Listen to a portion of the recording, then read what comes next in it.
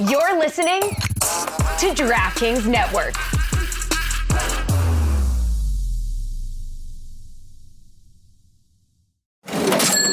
You know that sound. It's the sound of money hitting your Venmo account. A friend paying you back. Or maybe it's getting cash back from your favorite business when you pay with the Venmo debit card. Or it's realizing you can pay with Venmo at checkout at thousands of brands. Now, there are so many more ways to answer the question, what's your Venmo? Download Venmo today. The Venmo MasterCard is issued by the Bancorp Bank N.A. pursuant to license by MasterCard International Incorporated. Dosh Cashback terms apply. Hey folks, it's Mike Ryan, and I need to talk to you about something that I use religiously. Anytime I'm hosting a big dinner party, I want to impress people, and I get food from some of the most iconic, famous places in the country. You know what helps me do that? Goldbelly. This amazing site where I order from all the time, where you can get all these amazing foods from all across our great country. They will ship free to your door, anywhere in the US of A. Goldbelly will ship you Philly cheesesteaks from Jim's or Pat's in Philly. I'm treating my office right now to a cheesesteak party from Pat's, courtesy of Goldbelly. And on top of that, I threw in some original buffalo wings from Anchor Bar in Buffalo. You could get Kansas City's most legendary barbecue from Goldbelly. And if the pizza near you sucks, they will ship you New York style pizza from John's on Bleecker or Chicago deep dish pizza from Lou Malnati's. I do that all the time, or even New Haven or Detroit style pizza. If you are truly gluttonous though, they will ship you Guy Fieri's famous trash can nachos, which I kid you not are the ultimate game day centerpiece. So if you're looking to host an epic Super Bowl party, or any party for that matter, go to goldbelly.com and get free shipping and 20% off your first order with promo code Dan. That's goldbelly.com, code Dan, for free shipping and 20% off your first order.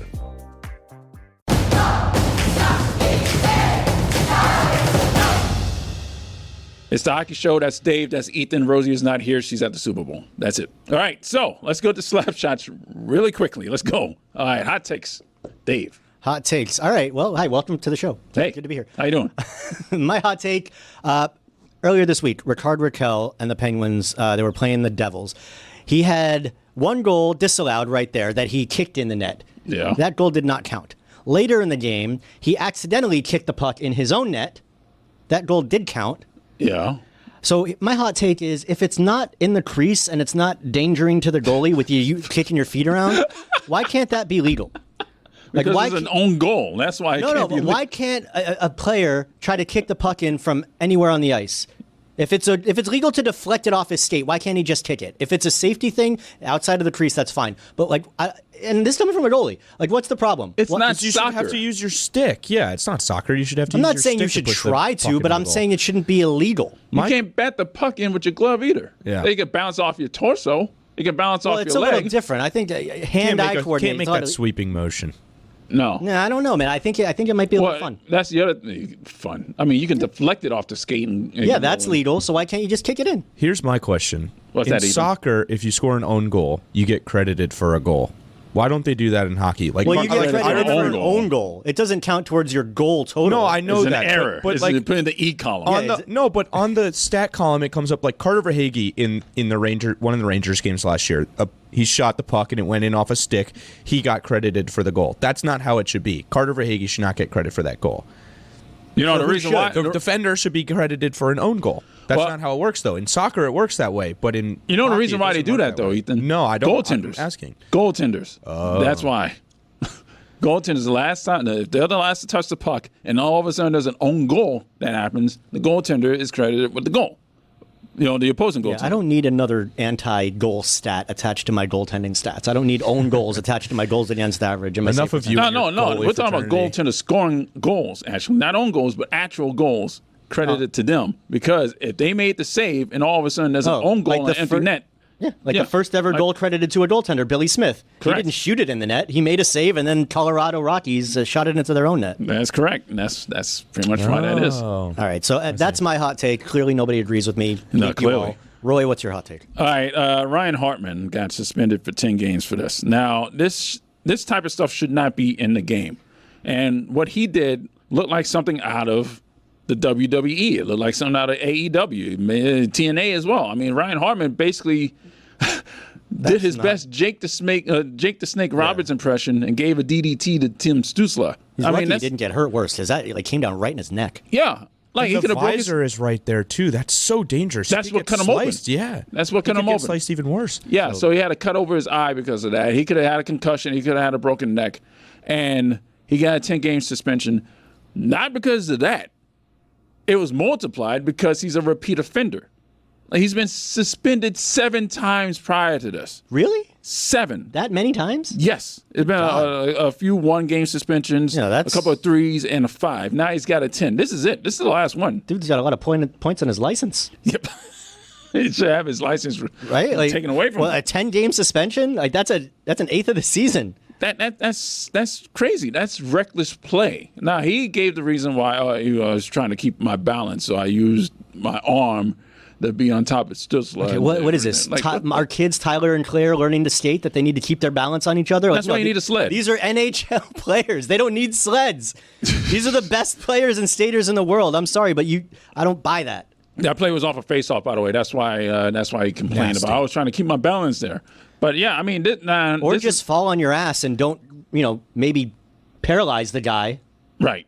I don't know. So he's appealing this suspension. If Bettman says no, because this is 6 games or more, he's going to have to go to an independent arbitrator, and then who knows what's going to happen from there. But he deserves this suspension. Yeah, that's not cool. And if I'm telling you right now, following this, if he does anything as heinous as that, I mean, he might as well go the Tony D'Angelo route and go to Russia. Yeah. Well, the league's not going to keep putting guys in if they continue to repeat offend and to put other players' safety at hazard. Like, you just got to protect everybody else. Yeah. Ethan, you got anything? Can you share awards in the NHL?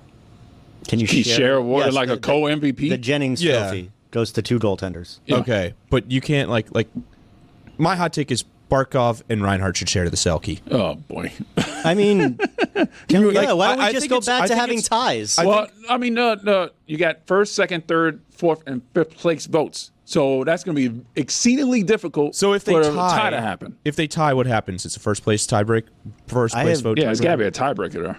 I just feel think- like I should know the answer to that. I guess you're my a voter. take here is that Reinhart should really win the Selke, but he's not going to because Barkov is on his line, and Barkov is just going to win the Selke. Well, for keep in every mind, year now. Barkov was actually injured earlier in the season. That's going against him. Definitely, but he only missed really like a week or 2 at the beginning of the season. I Right. just think the work that Reinhart does defensively flies so far under the radar because he plays next to the guy that everybody agrees is the best defensive forward in the league right now. And now that Patrice Bergeron is out of the league, Barkov can finally start winning the Selke every year. But I just think my hot take would be both those guys give it to him. Under zero circumstance where those two cancel each other out. That's Barkov's No, of course lower. not. It's one or the other. But I've actually put a lot of thought into this in recent weeks, and I've been kind of on Team Reinhart since last year, just as somebody coming up. But He's going to score 50 goals the again, conclusion David. I came to is that Barkov's what he does defensively, and I don't mean broadly and statistically. I mean the plays he makes with his stick, the way that he separates guys from the puck, the way that he accelerates and completely ends plays out of nowhere. I don't see anybody doing those specific things. The play he made on the game-winning goal last night where he's just got a guy up against the boards and just shoves him off and gets the puck right into the middle for Reinhart to set up. No disrespect to Sam Reinhart and what he's doing, and he's an amazing defensive player, but I think Sasha Barkov is on another level. That's just where I'm at. Wins of the week, David? My win of the week, Porter Martone. Prospect for the NHL. He's playing in the OHL right now for the Brampton Steelheads. He did a Q&A recently with Bar Down, and they asked him like 100 questions, or whatever it was, 94 questions, as he wears number 94. But so many of the non-hockey related answers were hockey related. Like, what kind of toothpaste do you use? Oh, I don't know. Whatever would keep my teeth in because I play hockey. What kind of shows do you watch? Oh, well, whatever, NHL Shorzy. tonight. Yeah, like every single thing was hockey related. I'm so here for it. This kid is, what is he, like 17 years old? He hasn't even gotten to the NHL yet. He's got the cliches down already as a he's prospect. so hyper-focused and ready it's to like go. they teach a class. It's like, it's Bull Durham all over again. It's Crash Davis, but maybe it's a goalie instead of a catcher. Mm-hmm. But Porter Martone, I can't wait for him to get to the NHL. He's such a hyper-focused hockey guy. Kind of makes me think of Matthew Tkachuk and somebody that's just eats and breathes and sleeps hockey 24/7. Yeah. So I just thought that was cool. That's my win of the week. Give me more hockey guys. Ethan. Porter Martone is 18 years old. My win of the week goes to Sam Bennett. This was awesome last night. I was absolutely jacked up. He finally got someone to fight him. Jake Neighbors. Sam Bennett, for those who don't know, delivered a big hit to Jake Neighbors the last time the Panthers and Blues close to being a hit to the head. And I guess the Blues decided we were going to send Jake Neighbors after him, and these two went at it off the opening draw right away. Put both of them in the center circle, and look at Bennett. Just whooped his ass. Bennett also almost got credited with the goal. Maki Samasevich ended up getting the credit for that goal, but did have an assist. So he came up a goal shy of a Gordie Howe hat trick.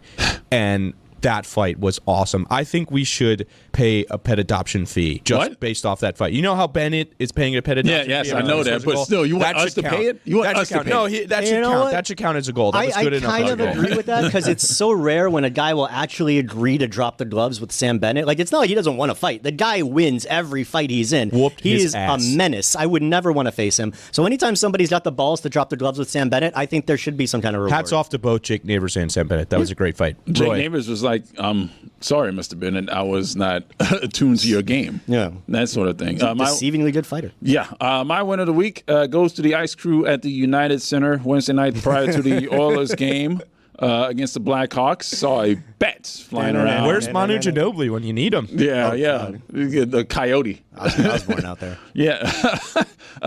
Eventually, again, like they do with Spurs games, like we just mentioned, they caught the bat. They netted the bat down with a huge net down to the ice and safely got that flying mammal up out of there. So good job by the Blackhawks ice crew. Multi-purpose. I like that. Yeah, very good. Fails of the week, David. I'm afraid, boys, that we're going back to Buffalo for my fail of the week. But I feel like this one is kind of a universally agreed on thing. Earlier this week, Tage Thompson got absolutely leveled by Stefan Noesen of the Devils, and nobody on his team did a goddamn thing. This is the second time. This is like the second straight week. He's laying there on the ice, face down, and everybody's just skating around, palms to the ceiling. What happened? The guys on the bench, there's guys on the bench that were like standing up and furious, but they can't do anything. Right. Yeah. It shouldn't matter. This is hockey. This is the highest level of hockey. This is the NHL. Your teammate gets run like that. And look, we've talked about this before. Clean hits, you leave him alone. That's not a clean hit. The guy's freaking helmet went popping off into the second row of the stands. Nobody did anything. That is embarrassing. It's disgusting. You know what was even worse is in their next game, they played Columbus, and Columbus sent out Matthew Olivier, and Matthew Olivier fought a defenseman for the Sabres, whose name is escaping me right now. Dennis Gilbert? Is that ring a bell? Anyway, they fought off the draw, and it was like, is this them being like, yeah, we're tough, we're going to fight the Columbus Blue Jackets? Yeah. Like, well, that was lame. Like, they had their team meeting. Little, so late. Words were said, guys got heated, and then they went out the next. It's like, no, this is, your guy was bleeding on the ice. You missed your chance, and I just looked like fools. Well, a couple of things. A couple of games prior to that, they had the goaltender ran. They didn't do a thing. And they went into the press conference saying, hey, well, if we do this, we take a penalty. In that situation, we needed to win. And then Lindy Ruff said, pick anybody else. Go and fight. Like, they did that. That happened. That's twice in a row. And the second thing is, you got to go pretty high, and I mean pretty high, to knock down Tage Thompson with a headshot. The man's 6'8". That's ridiculous. Yeah, there's just nothing that was good about any of that. The more I see it, the more I hate it, and I'm sure that a lot of those guys in the Buffalo sweaters feel the same way. But just twice. I don't know what the hell's going on in Buffalo. That's a deserved fail of the week, though, right, guys? Yes, that is deserved. My fail of the week. The Bouncers did not go the Kings' way early in their game. I mean, ridiculous. Mike Matheson. This was against the Canadiens. Took a shot from the point, which deflected off the ass of Drew Doughty, which then deflected off the mask of Darcy Kemper to tie the game at 1-1. The Kings ended up winning this one 6-3, but you can't take that to what are you going to call this? An own goal? The butt puck. There you go. The butthead should goal. Count against the Drew butthead Doughty. goal. That should count against Drew Doughty. That goal should be Drew Doughty's goal. Yeah. His own goal. Okay. Not whoever shot it for the Farted Canadiens. the puck out. And that would be a defenseman. That would be an E2 in that situation. If you go from goaltender to defenseman to forward, that would be E2, E3. Yeah. Yeah, there you go. Yeah. Ethan, you are wearing a Northeastern University jersey. Yeah. Why? So get into college, I buddy? want to give a shout out. You going back to college? Good friend of mine from my time at NBC this summer when I worked the Olympics, Julia. She goes to Northeastern now. She was one of our interns, and she sent me this jersey, and I appreciate it so much. And she wanted me to shout out the women's team who won the Beanpot this year. And I think their win was like the biggest margin of victory in Beanpot history, or something like that. They absolutely destroyed. I think it was BC maybe. Now BC, of course, went on and ran the men's Beanpot, and Northeastern got run out of the tournament over there. So I guess that could be my fail of the week is for the men's Northeastern men's. Really kind of hitting a broad scope here on the Northeastern today. Yeah. But anyway, I just wanted to give a shout out. Appreciate it, and also a little bit of Stugotz and everybody. If anybody wants me to wear a hockey jersey on the show, send it my way. Now, we did this, I don't know, like a 5 year ago. episodes in? Yeah, a while ago. Yeah, we got John Van Beesbrook statuine. Oh no, the mask. The John Van The Beesbrook Beezer mask. It's right over which there. is over there in the production studio. I try to get free stuff all the time, and I deserve it. I worked hard over 20 years. I like free stuff. I want free stuff right now, so Ethan's please. got the Beezer mask. Yeah. So please, if you have free stuff, myself, David, Ethan, and Rosie, if she was here We to did get talk for herself. the awesome stickers. Oh, we got the awesome stickers. As long as it's not a rival of the Gators or the Panthers, send it my way and I'll wear it on the show. And again, as long as it's not Sidney Crosby related, I ask that you please benefit us. Bless us. We got a minute left, Free boys, shit. in this segment. Who do you guys have in the Four Nations? Oh, boy. Panthers. All 8 of them. I'll take the Panthers. All 8 Panthers. I'm cheering for everyone who's Panthers. Yeah, I really don't know, who in terms of a favorite. It's hard not to go to Team Finland. Team Finland, to me, is like Team Japan in baseball tournaments, where they might not be the most talented, but they're so fundamentally sound, and they're going to play such good hockey, and they're going to have such a cohesive unit. I find it hard not to believe that Finland could easily end up in the final of this tournament. We have Bill Lindsay coming up. If you want to watch that, you can watch that on YouTube if you're watching on DKN. So Billy Lindsay is going to join us in a second. Guys, it's that time of year. Valentine's Day is coming up, and for me, there's only one place that I trust, 1-800-Flowers.com. Every year, I order stunning, high-quality bouquets from 1-800-Flowers that my wife absolutely loves. She looks forward to them every single year. She knows it's happening, and yet she's surprised and loves them every single year. And this year, I'm partnering with 1-800-Flowers to make sure you're a Valentine's Day hero with exclusive offers just for our listeners. Double the roses for free. When you buy 1 dozen roses, they'll double your bouquet to 2 dozen roses. It's the perfect way to say I love you without breaking the bank. Trust me, 1-800-Flowers always delivers. And the roses are incredible, guys. We got the sneak peek of the roses at the Batard Show Studios, and they're incredible, all right? Long stem red roses accompanied by an hourglass red vase. Everything beautiful. They're timeless, luxurious, romantic, ready to get you going for Valentine's Day, and the office has never smelled better. Fellas, it's a must-have on this Valentine's Day. To claim your double roses offer, go to 1-800-Flowers.com/Dan. That's 1-800-Flowers.com/Dan.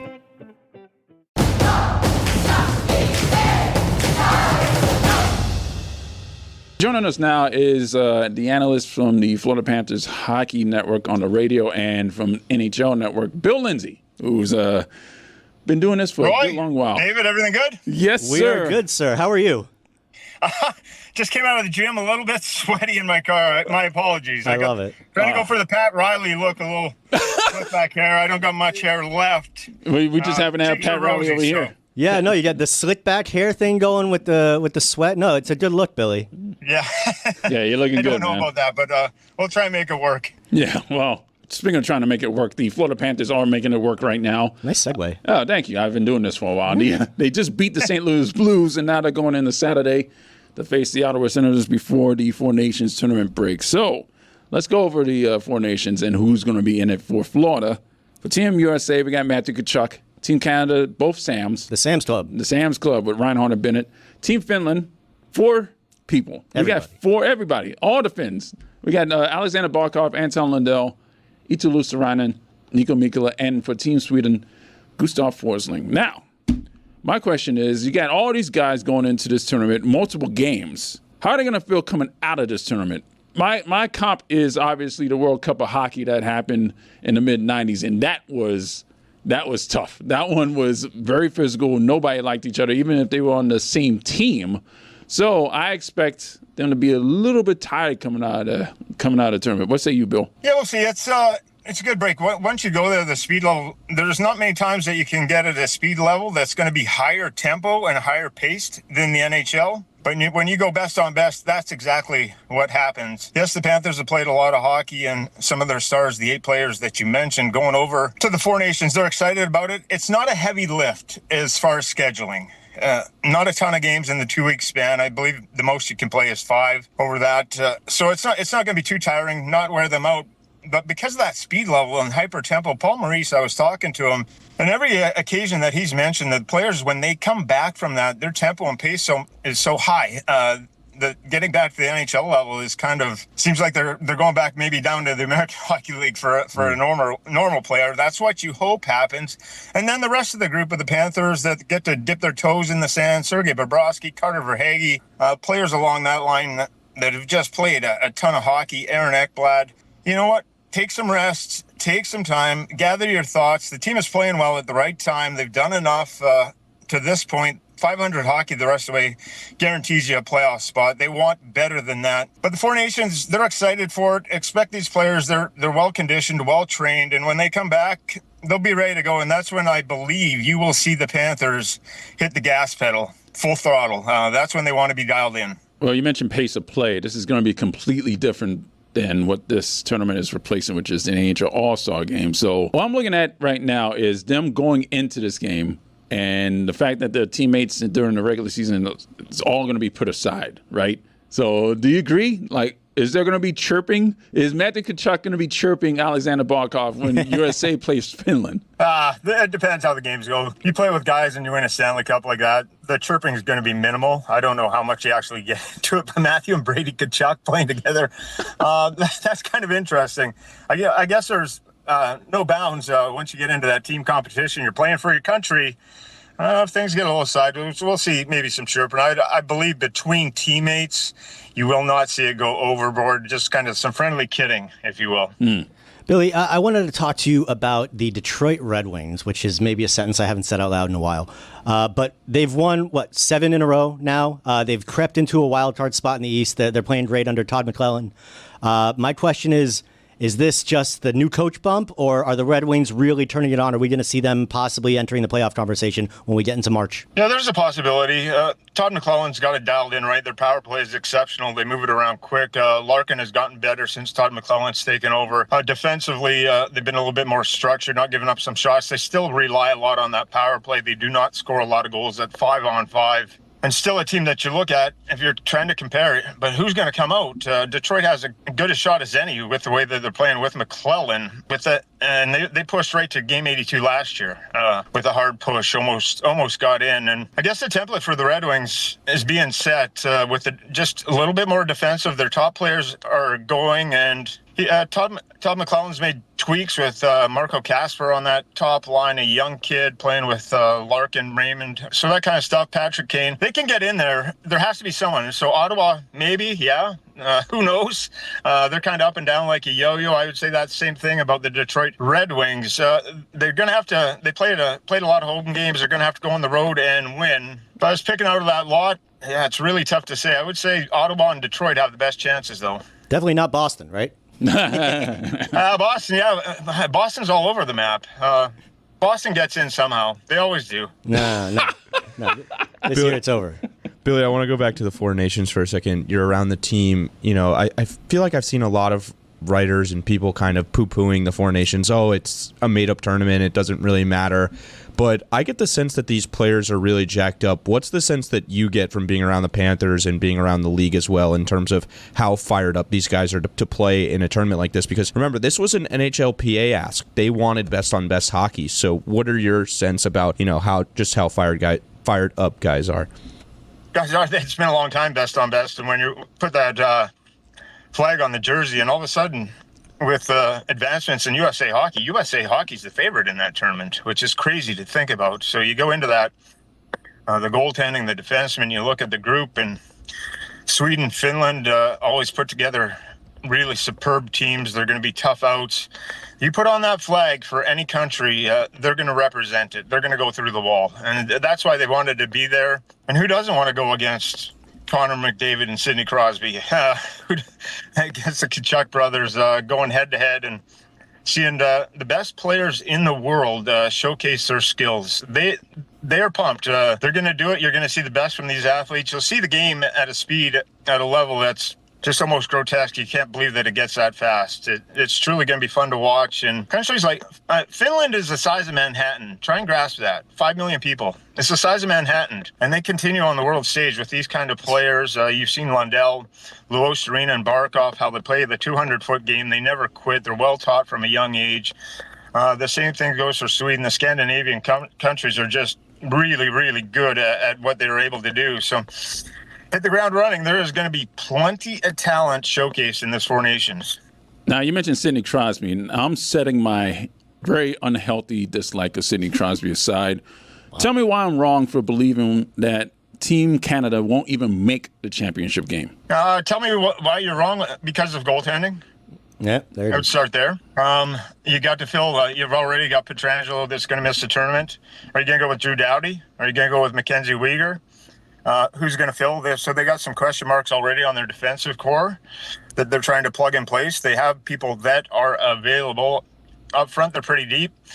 But the consistency maybe around some of these rosters are pretty stacked. I talked about Team Finland always seems to make an impact at these tournaments.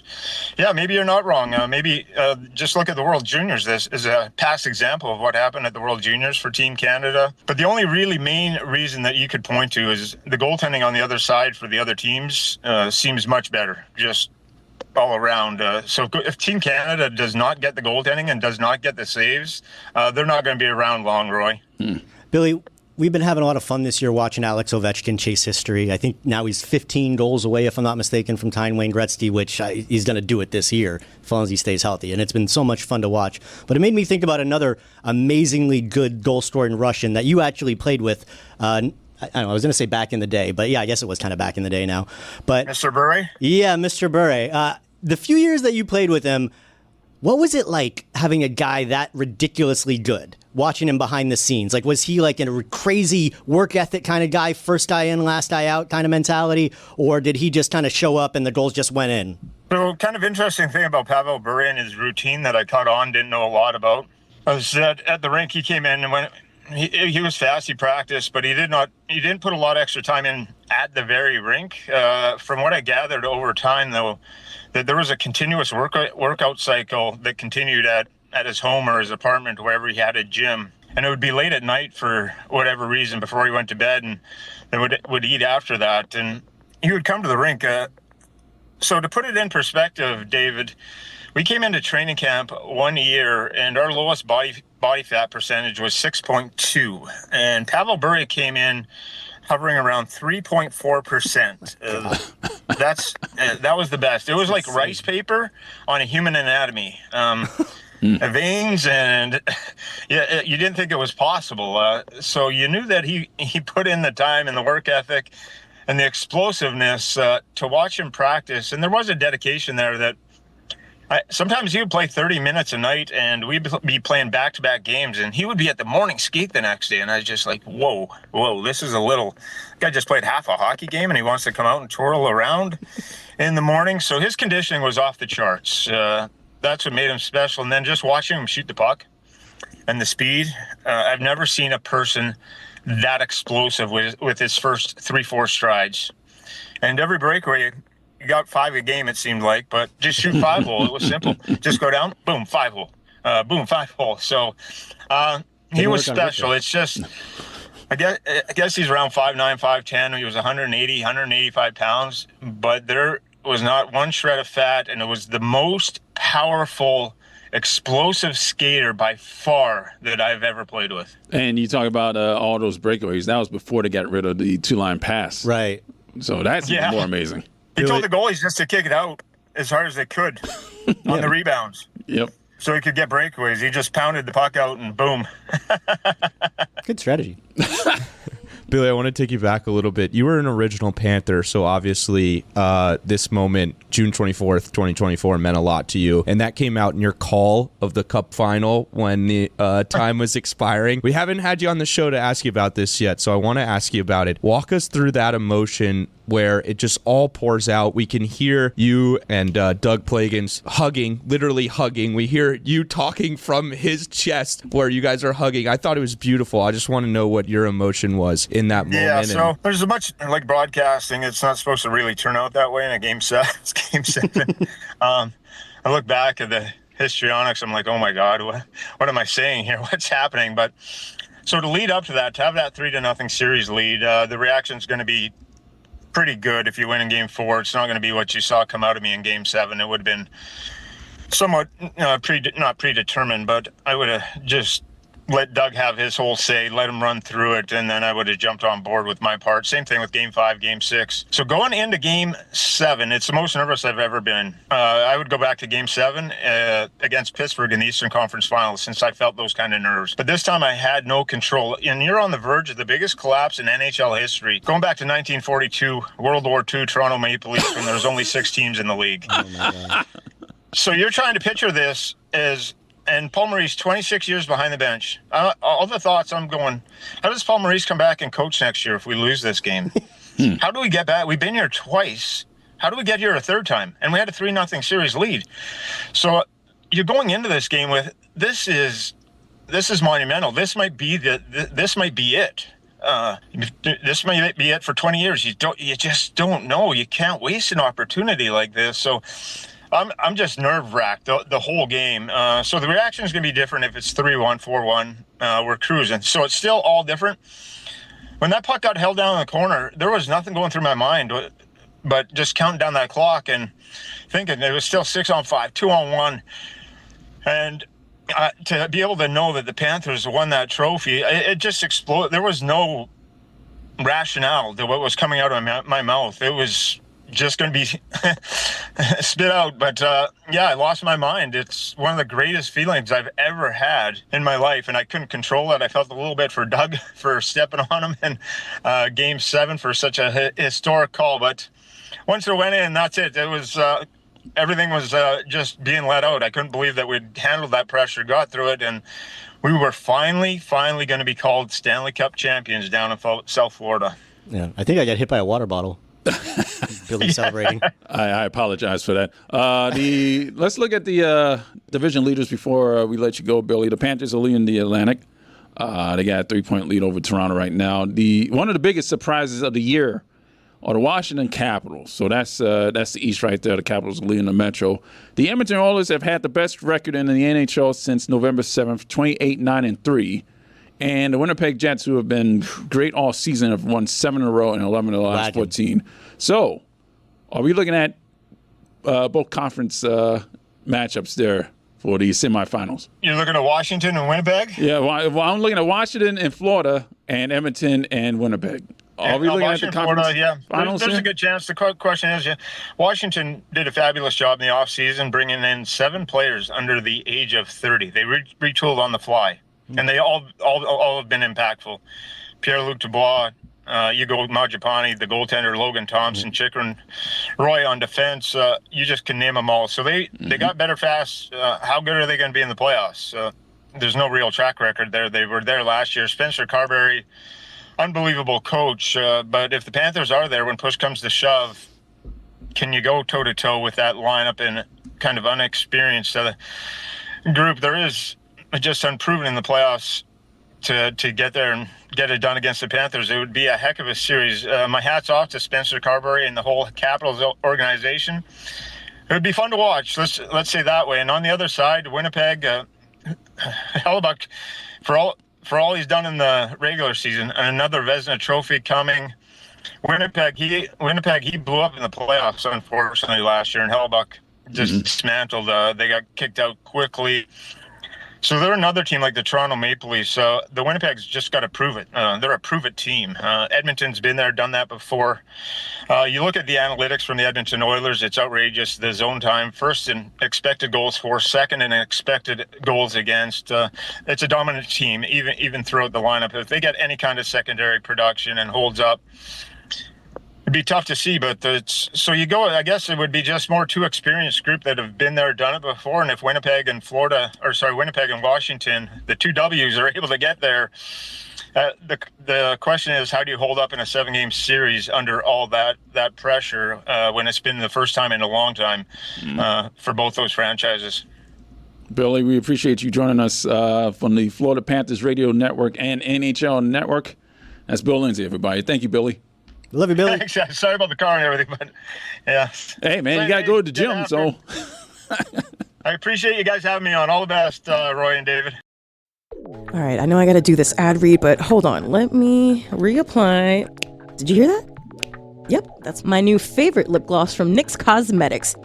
Now I'm ready to talk to you. I've been a huge fan of NYX Cosmetics for many years now. In fact, I use their Thick It, Stick It brow gel every single day. So you can imagine my excitement when we recently received a special delivery to the Batard studios from our friends over at NYX Cosmetics. And there it was. When I opened the box, glowing, I heard the angels sing, "Ah." It's their latest lip gloss fat oil lip drip. It's NYX Cosmetics' first lip oil of its kind. This creamy lip oil will have your lips dripping with fat perks. You get all the shine of a lip gloss and none of the stickiness while experiencing 12-hour hydration. I'm usually a matte lip gloss kind of gal. My normal go-to is NYX Cosmetics lip gloss, the Lingerie XXL. But after applying the status update shade, I have found my new go-to lip gloss. Fat Oil Lip Drip has high shine finish with comfortable wear and none of the sticky texture. A lip product that's hydrating, non-sticky, and only $9? Now that's a win. Try Fat Oil Lip Drip from NYX Professional Makeup. Available in 14 universally flattering shades. Find your perfect Fat Oil Lip Drip. Shop now at nyxcosmetics.com or a retailer near you.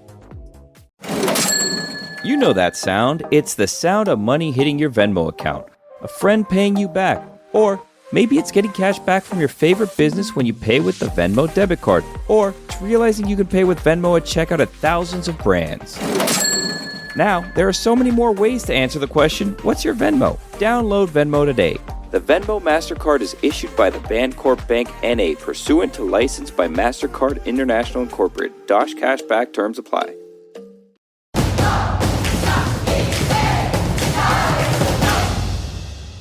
We're going to go over how the Panthers did this week, and they did well. They won 3 games out of 4, and they took half of the games on the road that they just recently played. We're going to get into that right now. We're going to start with the game at home versus the Chicago Blackhawks. It didn't start well. No, it didn't 7 start seconds? well.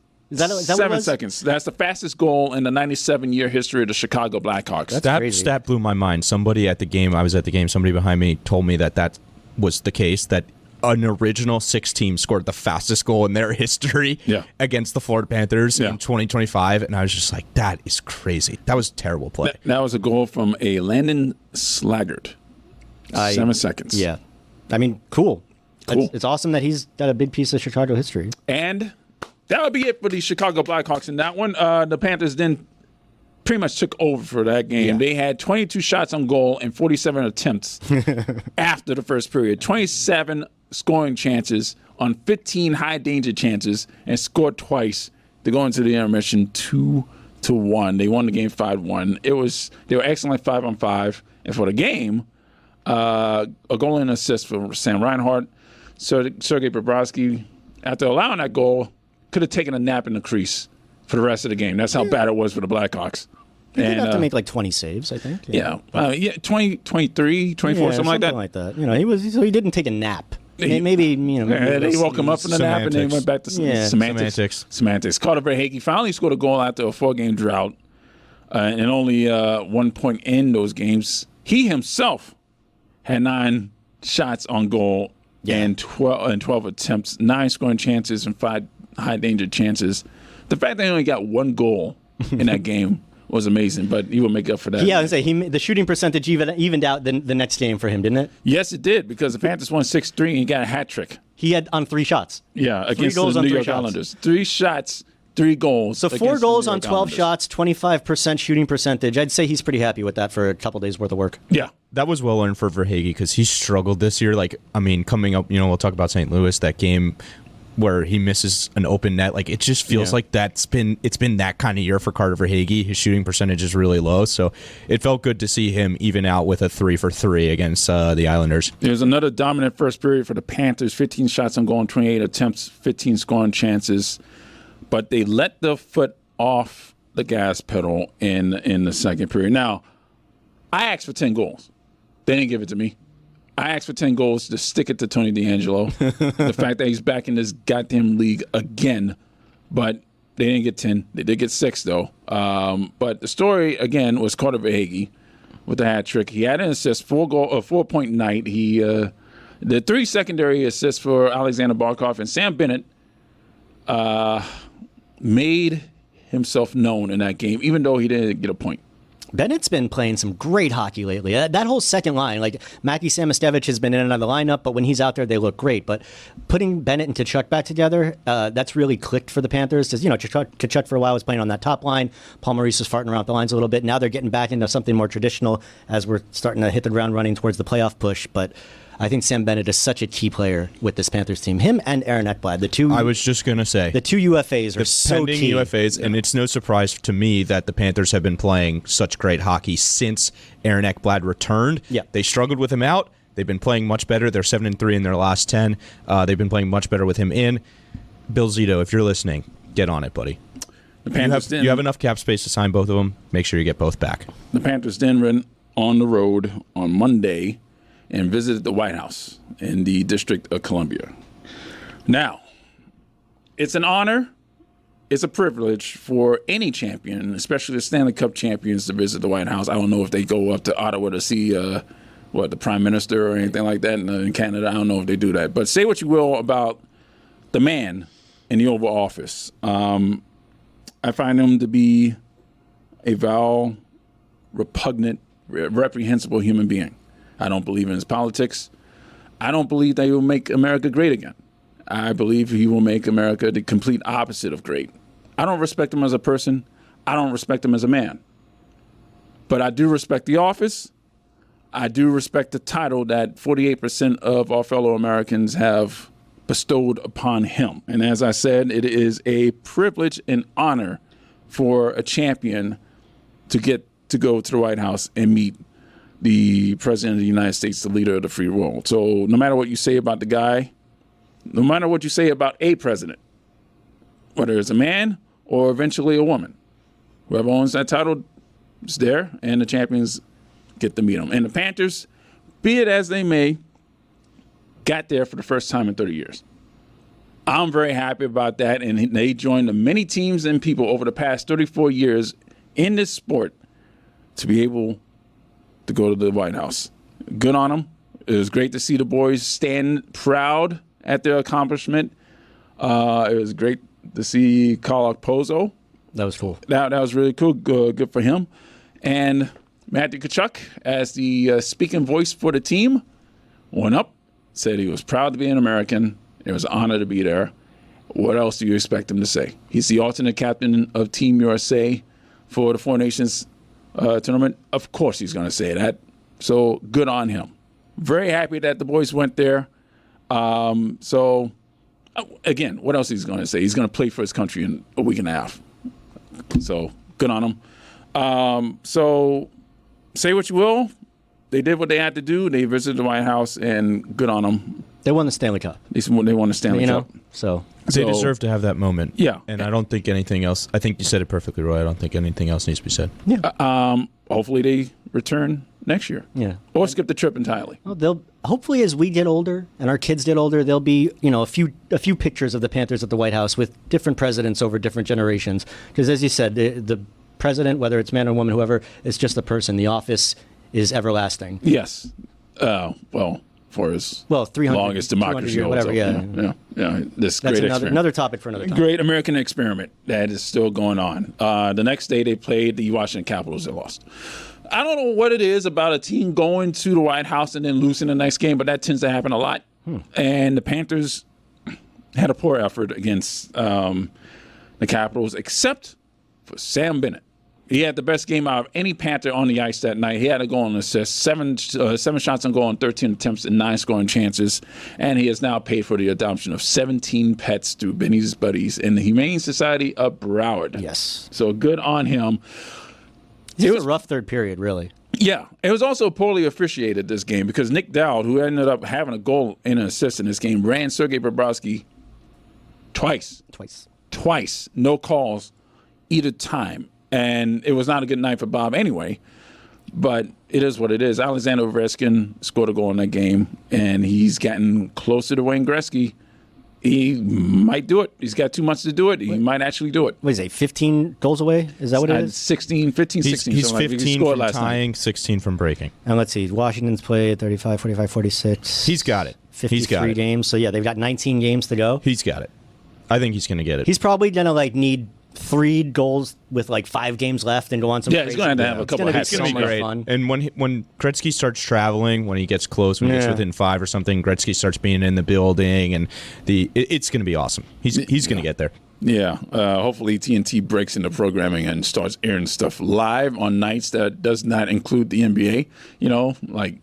Don't have to play any Marvel movie or any episode of Charmed or the Supernatural for any of that. On Thursday, the Panthers went to St. Louis, and they won by the skin of their teeth in regulation, 3-2. Now, Matthew Tkachuk has this thing about scoring goals in his hometown. That's what he did. He scored twice. I felt so stupid for not betting on Matthew Tkachuk before that game. I didn't bet at all. I wish I did. Yeah. But that seemed like the easy, his shots over hit in the first period, his point total, his goal, all the overs hit for Matthew Tkachuk. Yeah. Anytime he plays in St. Louis, that's got to be what we do next season. We just got to play Tkachuk. Yeah, 11 seconds left in regulation, got the game winner. He also had an assist, 2 goals for him. Mackie Samoskevich also had a goal, but he left in the second period due to injury. Yeah, upper body injury. Paul Maurice said maybe for Ottawa on Saturday. I wouldn't. At this point, the way they don't push it. Just be cautious that they can survive a game without him. Get him healthy for the stretch run, because that line with him and Sam Bennett and Matthew Tkachuk has been really good. Floor is yours, Ethan. This is your time to gush about this new second line with Mackie, Tkachuk, and Benny. I love it. I really like how they're bringing along the young kid, and we came into the year kind of saying, okay, is Mackie going to be the guy? Because, we knew what the lines were going to kind of look like at the top, and then the third line you knew would be Lundell and Luostarinen. So who's going to fill in that void left by Vladimir Tarasenko? Samoskevich did a great job with that. He bounced around the fourth line a little bit. Now Erod's filling in on that third line. He's moved up to the second line. And that speed element that Bennett and Samoskevich are bringing, and Matthew Tkachuk just kind of driving the play and everything, they've been great. And it's been nice to see Tkachuk kind of get on a scoring run here. He's up towards, I think he's got 54 points now, second on the team, looking like he's going to have an 80-point year. And the Panthers don't need him to be the 100-point guy that he was in Calgary. The Panthers aren't a team that has 100-point guys, right? Ryan Hart leads the team with 60. They don't need. They spread out the scoring so much throughout the lines, and that second line is a great example of it. I love the way they're playing. I love the way the lines right now are structured. Obviously, that Tkachuk, Reinhart, Barkov line was ridiculous, but I think the Panthers are best off when it's kind of spread throughout the lines the way it is right now. I think this is what the Panthers will look like, barring any trades that add to the forward group. I think most of their trades will add to the defensive group. So I think you could be looking at the playoff lines right now, as long as everybody's healthy, the way that they're structured over these last few games. It wouldn't be terribly surprising to see them add a depth forward, like a bottom six guy. Yeah. But I think the forward depth overall, they're a lot happier with it this year than they were last year generally. I think Mackie just adds to that. You've got a fourth line of guys that anybody could bump up at any time, whether it's Thomas Nosek, who's been just very steady and stable in that fourth line center spot, or Jesper Boquist, who's played all up and down, which is really what most of their forwards do. So, yeah, I think that they got to be pretty happy. I think their adds have to come defensively. They need a little more defense that they lost. They lost with Adam Boquist. Yeah, offense on the blue line. They lost with Brennan Montour from last year. So they need a puck mover. And for what it's worth, Friedge on the pod said this earlier this week that teams are wary of the Panthers. Teams are looking out, and they're like, they don't have a lot to move. They don't have a lot of cap room, but they're going to figure out a way to make something happen. Samson and Ryan Hartman with a 5-game point streak after assisting on the game winner that he was originally credited for scoring, but he ended up with the assist as they gave the goal to Tkachuk, who, by the way, has a 5-game goal streak. Yeah. And Alexander Barkov also has a 5-game point streak. The Panthers, once again, rips the heart out of Jim Montgomery, who took over for the Blues earlier in the season after, again, the Panthers ripped the heart out of Jim Montgomery early in the season prior to his firing in Boston. He does not like playing Florida. No, he does not. Tomorrow, on Saturday, they play the Ottawa Senators. One more time, Brady versus Matthew. They will not fight, but they will fight the other members of the opposing team before Brady and Matthew end up joining each other for the Four Nations on Team USA. So that should be a lot of fun. And things have gotten a lot interesting in the standings right now. The Panthers are 8-4-0 in the last 12. They lead the division, as we said earlier, by 3 points over the Maple Leafs. The Senators, 1 point? Yeah, Toronto won last night. Toronto won last night. They beat Seattle. Son of a mutter. But the Senators. Mutter was a mutter. Mutter's mutter. But the Senators have scratched and clawed their way into a playoff spot. They are now in a wild card spot after losing to Tampa last night. They're actually tied with Tampa. Tampa's had one less game played, so they got the percentage. Yeah, points. they got the tiebreaker. Fun race to watch play out, man. Yeah, I mean, Ottawa had third place in the division and lost it because of that loss last night to Tampa. And then Ottawa's 10-4-1 in the last 15. But they lost 2 in a row, back-to-back losses. Yeah. And that's the situation that those two are looking at tomorrow before we go on break. Panthers-Senators potential playoff series sounds fun, doesn't it? Yeah. Yeah, that's going to be – that's going to gain some national attention. They are going to kill each other, except Matthew and Brady, who are going to be standing off to the side. Yeah. Well, they're not allowed to fight each other. But what happens with – all bets are off in the playoffs, right? Like that's – No. No? No. Oh. Grandma says no. All right. That's how that works. Sorry. All right. That's Dave. That's Ethan. My name is Roy. Thank you for joining us. We'll see you next week. Guys, it's that time of year. Valentine's Day is coming up, and for me, there's only one place that I trust, 1-800-Flowers.com. Every year, I order stunning, high-quality bouquets from 1-800-Flowers that my wife absolutely loves. She looks forward to them every single year. She knows it's happening, and yet she's surprised and loves them every single year. And this year, I'm partnering with 1-800-Flowers to make sure you're a Valentine's Day hero with exclusive offers just for our listeners. Double the roses for free. When you buy 1 dozen roses, they'll double your bouquet to 2 dozen roses. It's the perfect way to say I love you without breaking the bank. Trust me, 1-800-Flowers always delivers. And the roses are incredible, guys. We got the sneak peek of the roses at the Batard Show Studios, and they're incredible, all right? Long stem red roses accompanied by an hourglass red vase. Everything beautiful. They're timeless, luxurious, romantic, ready to get you going for Valentine's Day, and the office has never smelled better. Fellas, it's a must-have on this Valentine's Day. To claim your double roses offer, go to 1-800-Flowers.com/Dan. That's 1-800-Flowers.com/Dan. Hey folks, it's Mike Ryan. It is big game week, and I've got just the thing to make your big game time a Miller time. From fireside conversations to football Sundays, winter means more moments with the coolest people in your life. Make these moments even better with Miller Lite, the great tasting light beer for people who love beer. A new year is a perfect time for friends, family, and great tasting light beer. Tastes like Miller time. Miller Lite is brewed for taste. It hits different than other light beers, so when you're hosting your ultimate game day party, why don't you bring out a beautiful silver platter of that amazing white can and know you will make everybody there happy, because Miller Lite is the original light beer since 1975 and still the very best one. Miller Lite, great taste, 96 calories. Go to MillerLite.com/Dan to find delivery options near you, or you can pick up some Miller Lite pretty much anywhere they sell beer. Tastes like Miller time. Celebrate responsibly. Miller Brewing Company, Milwaukee, Wisconsin. 96 calories and 3.2 carbs per 12 ounces.